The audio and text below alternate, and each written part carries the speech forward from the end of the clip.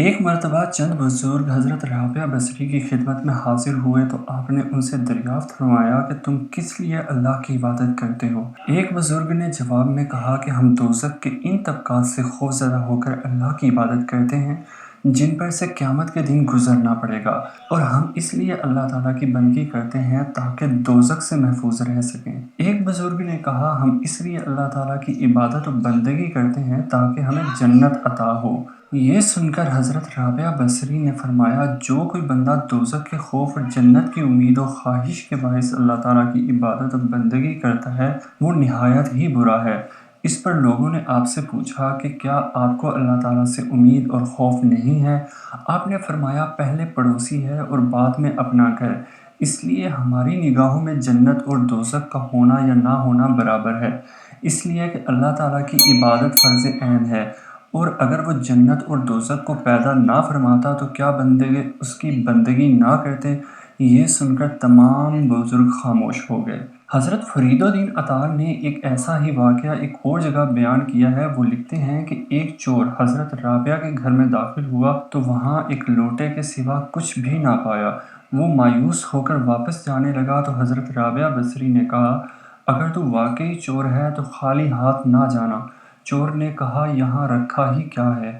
حضرت رابعہ بصری نے کہا اے شخص اس لوٹے کے پانی سے وضو کر کے اس حجرے میں داخل ہو جا اور 2 رکعت نماز پڑھ لے تو کچھ لے کر ہی نکلے گا۔ چور نے اس پر عمل کیا، وہ نماز کے لیے کھڑا ہوا تو حضرت رابعہ بصری نے آسمان کی طرف نظر اٹھا کر کہا اے مولا میرے آقا، یہ شخص میرے گھر میں آیا اور کچھ نہ پایا، میں نے اسے تیرے در پر لا کھڑا کیا ہے، اپنے فضل و کرم سے اسے محروم نہ کرنا۔